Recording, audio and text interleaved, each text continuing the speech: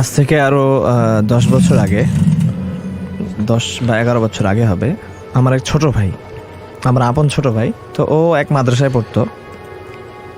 তো ছোটকাল থেকে ওর জন্ম যখন হয়েছে, আগে ওর অবস্থার বলি যে ও যখন জন্ম হয়েছে, হওয়ার পরে জন্মে থেকে ওর মধ্যে কিছু অস্বাভাবিক জিনিস, বিশেষ করে ওর জন্ম, ওর সৌন্দর্য ছিল এরকম যে লাখে এরকম একজন পাওয়া যায় না, এত সুন্দর ছিল। হাসপাতালেই যেত অসুস্থ হওয়ার কারণে, মানুষ জিজ্ঞাসা করতো বাচ্চার বাবা কেমন, এত সুন্দর বাচ্চা। তো ও ছোটকাল থেকেই অতিরিক্ত সুন্দর হওয়ার কারণে অথবা অন্য কোনো কারণেই হোক, ওর প্রতি জিনদের নজর পড়ে যায়।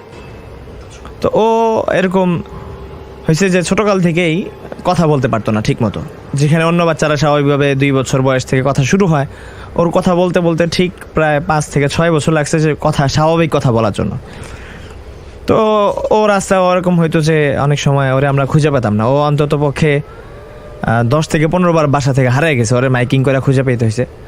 তো অনেক সময় দেখা যেত রাতের বেলা আমরা ওরে পাইতেছি না, তখন ওর বয়স হয়তো 5 বছর বা 6 বছর, রাত্রে 10টা বাজে, 11টা 12টা। তো ওরে দেখা যাচ্ছে যে ও বিভিন্ন বাড়ির নিচে ঝিল থাকে, ময়লা পানি, ওখানে এসে দাঁড়ায় আছে, কিছু একটা করতেছে। তো আমরা তাকে এরকম খুঁজা পাইতাম, তারপর বলতাম কি করতেছো ওখানে? সে বলতো যে আমি মাছ ধরতেছি, অথচ এমন পানি, এমন জায়গা যেখানে মাছ ছিলই না। তো বলতাম যে মাছটা কোথায়? তো সে বলতো যে মাছ তো আমি ধরলাম, এই যে পাশেই রাখছি, তো কোথায়? তো সে দেখতো যে নাই। তো বলতাম কেমন মাছ? সে বলতো যে 6-7 কালার একটা মাছের মধ্যে বিভিন্ন রঙিন একটা রং ধনের মতো এই জাতীয় একটা মাছ সে এরকম ধরে, আর ওই মাছটা সে হাত দিয়ে ধরতেছে, কোনো জাল নাই, কোনো বড়শি নাই, বয়স মাত্র 5 থেকে 6 বছর। তো এরকম প্রায় সময় হইতো, তার বয়স 7 বছর 8 বছর হইতেছে, কিন্তু সে বিকালে আসতে করে কোনো এক সময় বের হয়ে যেত, রাত্রে 10টা 11টা 12টা এইভাবে তাকে খুঁজে পাইতাম বিভিন্ন বাড়ির নিচে যে পানি জমা আছে সেখানে সে মাছ ধরতেছে। তো আমরা এরকম বিভিন্ন কবিরাজ দেখাইলাম।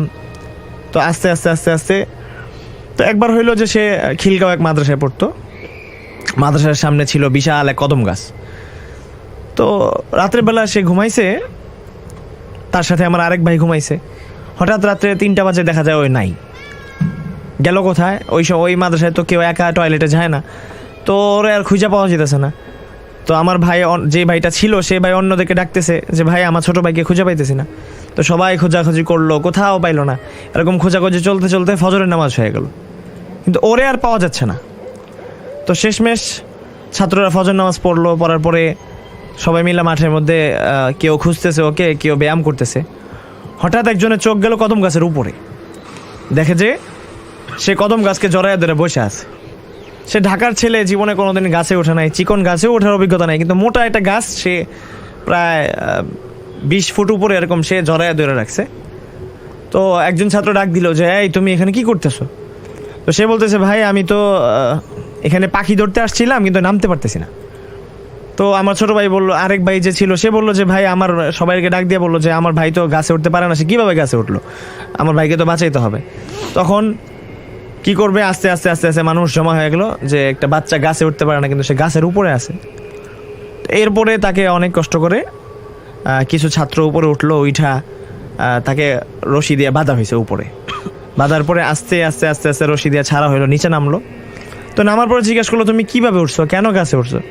তো সে বলতেছে রাত্রে 2টা বাজে আমি দেখতেছি, ঘুম ভাঙিয়ে গেছে, জানালা দিয়ে তাকাই দেখতেছি যে টিয়া পাখি উঠতেছে। তো ছোট ভাই বলতেছে টিয়া পাখির সামনে যায়, আর টিয়া পাখি আরেকটু সামনে যায়, এভাবে যেতে টিয়া পাখিটা কদম গাছের গোড়ায় গেছে।